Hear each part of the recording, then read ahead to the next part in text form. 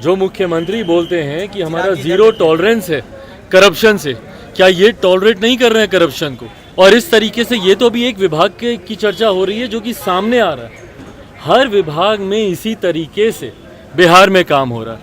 नियुक्ति पत्र दिखावे के लिए अगर आप बांटेंगे उसके कोई मायने नहीं। समीकरण जो बनाते नहीं थकते, MY समीकरण, उन लोगों को बिहार में विकास से कोई लेना देना नहीं है। भाई मुझे नहीं पता, इस तरीके की कई बातें पब्लिक डोमेन में आती हैं। ये तमाम बातें जांच का विषय हैं।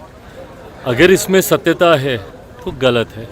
नियम कायदे कानून सबके लिए एक बराबर होते हैं। मुझे नहीं जानकारी कि इसमें कितनी सच्चाई है या कितना ये सही है, कितना गलत है, बट हाँ, अगर ये बातें सामने आई तो जांच ज़रूर होनी चाहिए। अच्छा, अब एक इस प्रकार से बीपीएससी में जो टीचर की जो ये हुई थी, परीक्षा हुई थी, उसके बाद अब जो है लगातार हंगामे हो रही है, बिना STET पास ज्वाइनिंग लेटर आ जाता है। भाई तो ये हर विभाग में ऐसे ही है। बिहार सरकार ने ये परंपरा बना दी है बैकडोर एंट्री की। बैकडोर चैनल्स इनके खुले रहते हैं, लेन देन का हिसाब किताब इसमें होता है। आपको कितने ऐसे शिक्षक आपको नियुक्त होते हुए दिख जाएंगे जो शायद संभवतः अपना नाम तक ना लिखना जान रहे हो। ये बिहार सरकार की मौजूदा मुख्यमंत्री नीतीश कुमार जी के शासनकाल की परंपरा रही और हर विभाग की नियुक्ति बैकडोर के माध्यम से ही होती है। जो लोग काबिल होते हैं, जिन लोगों का अधिकार होता है, उन लोगों को नियुक्ति पत्र नहीं मिलते हैं। उन लोगों को मिलते हैं जिनकी साँठ-गाँठ उस विभाग के मंत्रियों से होती है, अधिकारियों से होती है, या जिनकी पहुंच और पैरवी होती है, उन लोगों को पत्र दिए जाते हैं। जिनके अधिकार होते हैं उनको नहीं मिलता है। जांच हो पूरी तरीके से जांच। बीपीएससी में कट ऑफ मार्क्स जारी किया है, कितना का 39 नंबर है, उनका कट ऑफ मार्क्स 43 दिखा रहा है, 46, उनका भी सिलेक्शन नहीं हो पा रहा। दूसरा को जो 30-35 वाले को सिलेक्शन हो पा रहा है। तो भाई यही तो हम बोल रहे हैं, ये भ्रष्टाचार नहीं है तो और क्या है? जो मुख्यमंत्री बोलते हैं कि हमारा जीरो टॉलरेंस है करप्शन से, क्या ये टॉलरेट नहीं कर रहे हैं करप्शन को? और इस तरीके से ये तो भी एक विभाग की चर्चा हो रही है जो कि सामने आ रहा है। हर विभाग में इसी तरीके से बिहार में काम हो रहा है और ये दर्शाता है कि किस तरीके से मुख्यमंत्री नीतीश कुमार जी के नेतृत्व में तमाम तरीके की नियुक्तियां भ्रष्टाचार की देन चढ़ा दी जा चुकी हैं। विधायक है आरजेडी के, नियुक्ति पत्र 2 तारीख को बांटेंगे।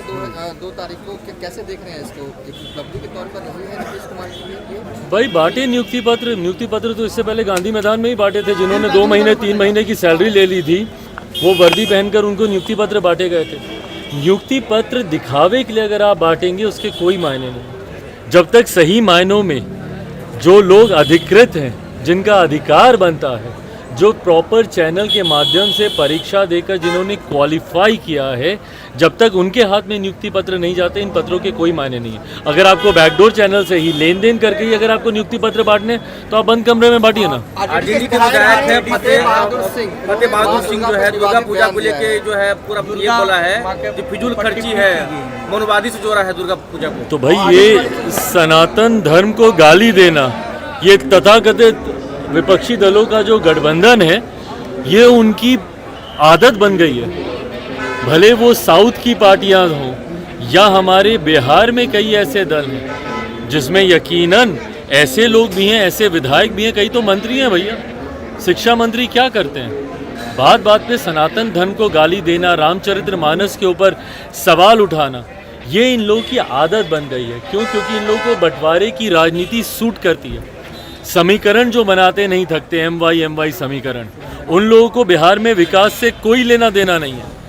उन लोगों को सिर्फ और सिर्फ बांटने की राजनीति को धरातल पर उतारकर अपनी व्यक्तिगत महत्वाकांक्षाएं, अपने राजनीतिक लाभ लेने से मतलब है। और ये तमाम बयान सुनियोजित तरीके से, कोई भी ऐसा बयान नहीं है जो कि सिर्फ कहने के लिए या बोलने के लिए बोल दिया गया हो, या जुबान फिसल गई हो, या मुंह से निकल गया हो। ये सुनियोजित तरीके से आप देखिएगा, लंबे समय से, कई महीनों से वन आफ्टर दी अदर ये बयान आ रहे हैं।